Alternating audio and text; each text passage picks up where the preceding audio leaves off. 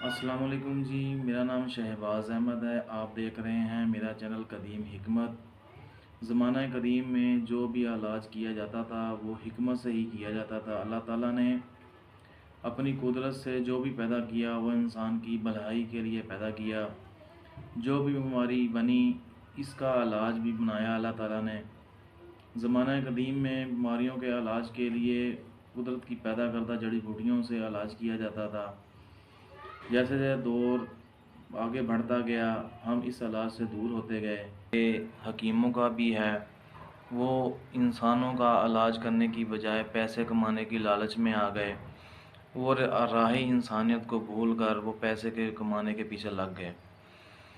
لوگوں کا دل اس سے بدظن ہو گیا، وہ اس علاج سے بہت دور ہوتے گئے۔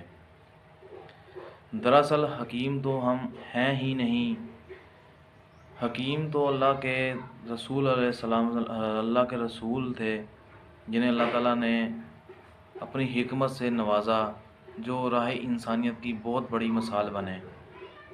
پھر حکمت کا شرف اللہ تعالیٰ نے حضرت لقمان علیہ السلام کو بخشا، جو اللہ کی رضا کے لیے لوگوں کا علاج کرتے رہے اللہ کی پیدا کردہ جڑی بوٹیوں سے۔ وہ فرمایا کرتے تھے کہ یا اللہ میرے پاس اس بندے کو نہ بھیجنا جس کو آپ نے شفاعت نہ دینی ہو۔ ان کا جو بھی دور میں علاج لوگوں کا کیا کرتے تھے وہ قدرت کی پیدا کردہ جڑی بوٹیوں سے کیا کرتا تھے۔ کوئی اس وقت میڈیسن کچھ جات کچھ بھی نہیں ہوا کرتے تھے۔ قدرت کی جو جڑی بوٹیاں اللہ تعالیٰ نے اپنی حکمت سے پیدا کی ان سے تھا ان کا علاج۔ جب تک وہ رہے تب تک ان کا علاج کا طریقہ کار یہی تھا، کیونکہ اللہ تعالیٰ نے جو بھی چیز پیدا کی ہے وہ انسان کی بھلائی کے لیے۔ ہم اس علم سے غافل ہیں، ہمیں اس کا نہیں پتہ تھا۔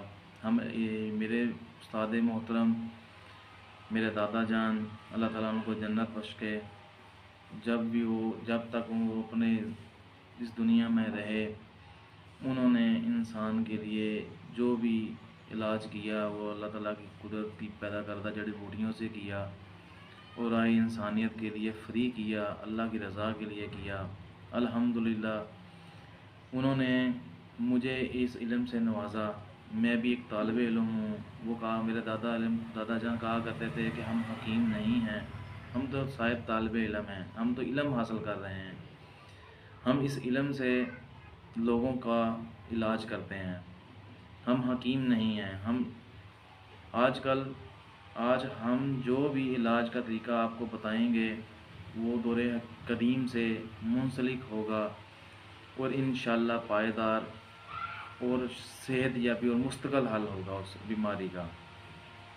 اور ہم جو بھی علاج بتائیں گے وہ قدرت کی پیدا کردہ جڑی بوٹی۔ ہم ہر انسان میں یہ علم اجاگر کریں گے، ہر انسان تک یہ علم پہنچائیں گے۔ ہمارا یہ مشن ہے، ہمارا یہ مقصد ہے، ہر انسان تک قدرت نے جو چیز پیدا کی ہے اس کا فائدہ ان سب انسانوں کو پتہ چلے تاکہ وہ اپنی بیماریوں کا علاج کر سکیں اور اپنا پیسہ اپنی قیمتی دولت لٹنے سے بچا سکیں۔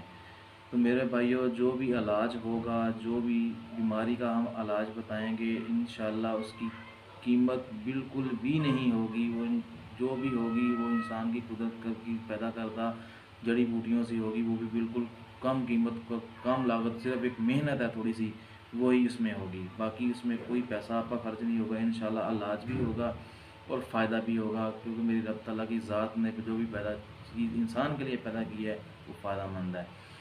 تو میرے بھائیوں نماز پڑھا کرو، 5 وقت کی اپنے رب کو یاد کیا کرو، کیونکہ نماز ہمیں وراثت میں ملی ہے۔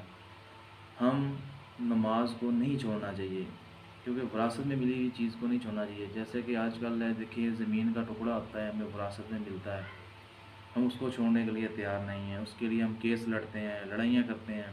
وہ خدا کے بندو نماز بھی ہمیں وراثت میں ملی ہے، یہ بھی نہ چھوڑا کریں، نماز پڑھا کریں، اپنے رب تعالیٰ کی عبادت کیا کریں، اس سے مانگیں، وہ بڑا بے نیاز ہے، بڑی رحمت والا ہے، وہ اپنے بندوں کا بہت ہی مہربان ہے۔